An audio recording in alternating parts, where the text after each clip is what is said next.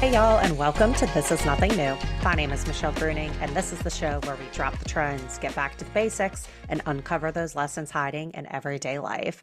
And I had a lot of lessons hiding in everyday life over this past weekend.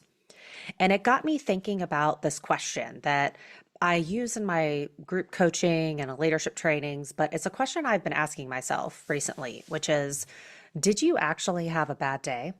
Or did you have a bad 5 minutes that you then milked for the rest of the day? And I bring that up because I really had to sit in some reflection after some frustrating disruptions over this past weekend. And it got me thinking about a bigger topic, which is how quickly can you recover from disappointment or disruption or imperfection without making it mean more than it actually does? This past weekend was going to be the third and final weekend we had set aside for camping. At the beginning of the season, we looked at our calendars and actually prioritized the weekends we wanted to go camping because who would have thought that when you actually prioritize something, it happens?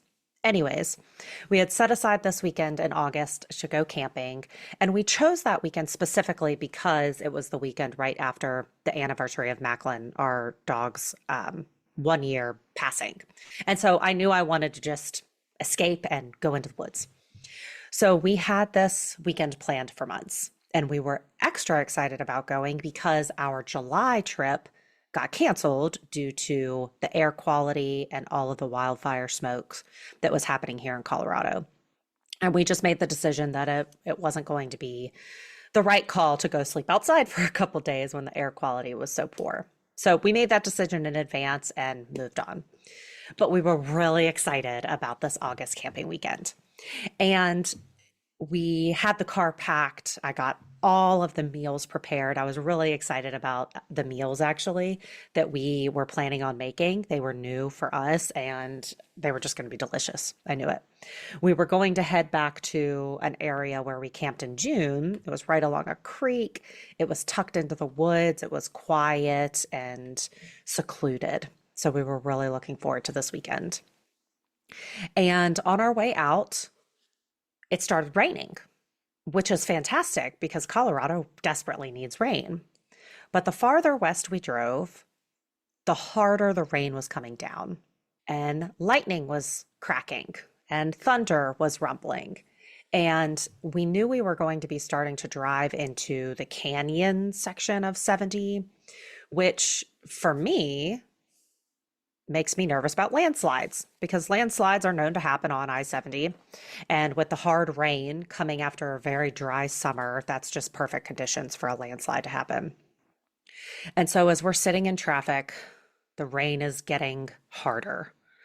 I can see the water rushing down the sides of the interstate, carrying rocks and small debris with it. We had to ask ourselves if this was the right choice. If we were going to be making the right choice, if we continued pushing west, if we continued going to our campground that was right on water, and if we continued forcing something when the signs seemed to be pointing against us. And so as we were weighing the options, we wanted to drive a little bit farther, see how the rain slowed down or picked up, see if any more traffic alerts or news alerts came through. And we finally got to the point where we were going to call it.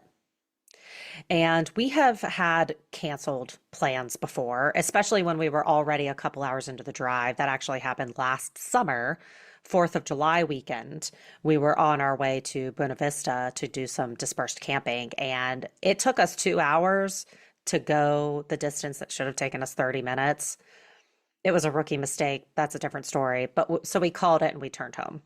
But we flashed back to that moment because we agreed that once we made the decision, we had to make the decision and move forward.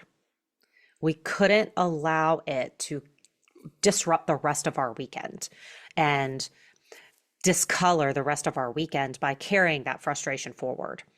And so as we were coming up on a construction exit, we decided, all right, we're calling it.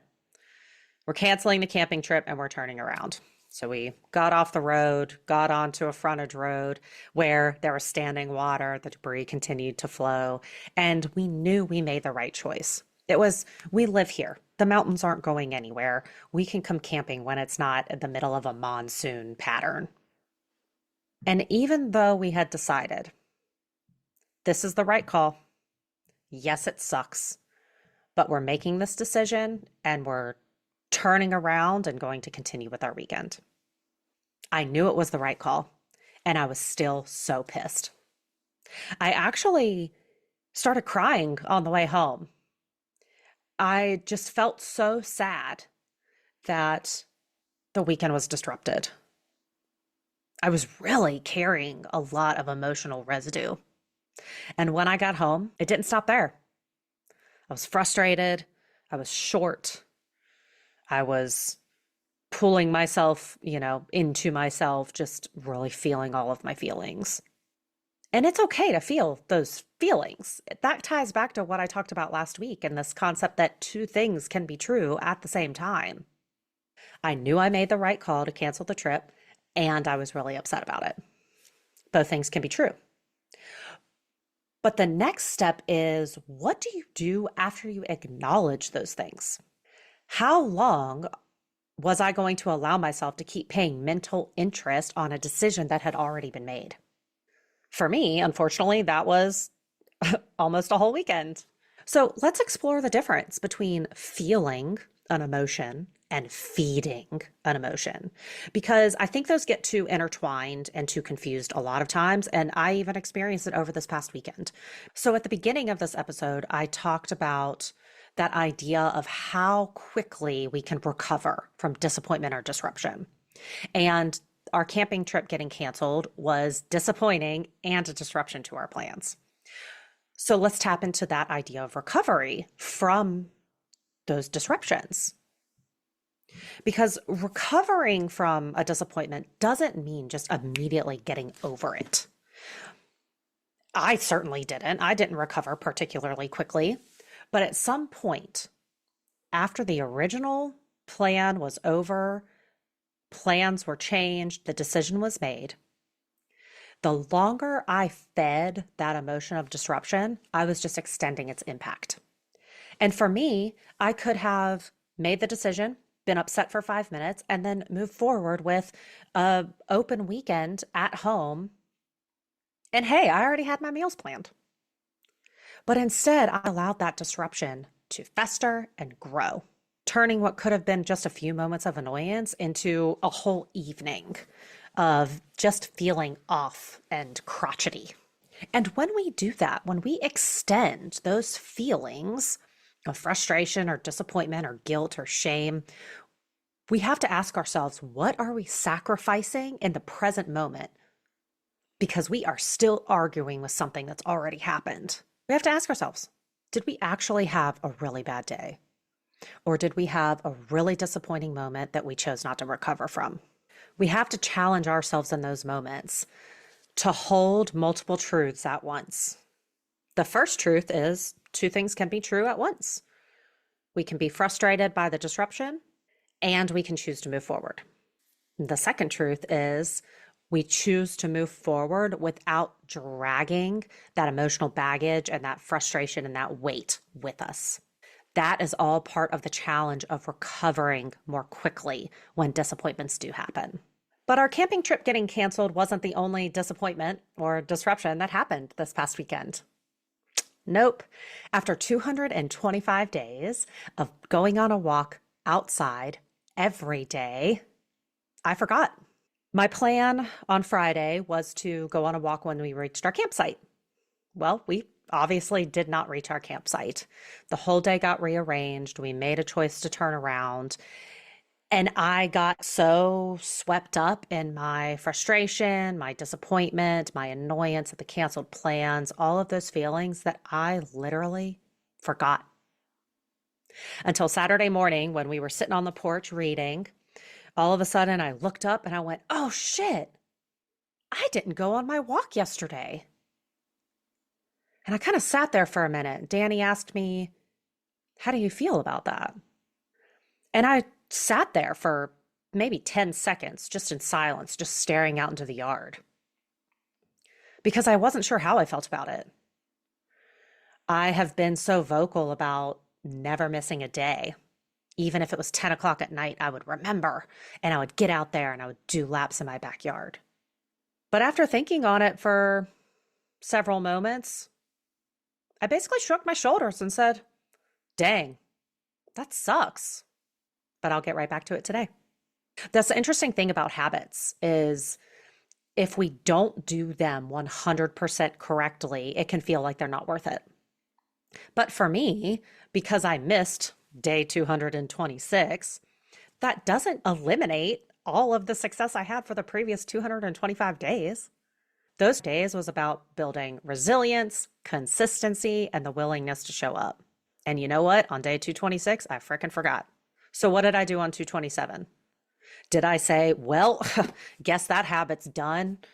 I'm going to quit. Since I missed a day, it's not worth it to keep going. I decided not to choose that. I decided to say, well, I missed the day. I can't go back in time and change it. So instead, we laced up our boots and went out and got on our hike that we had planned. And I got my walk in on day 227.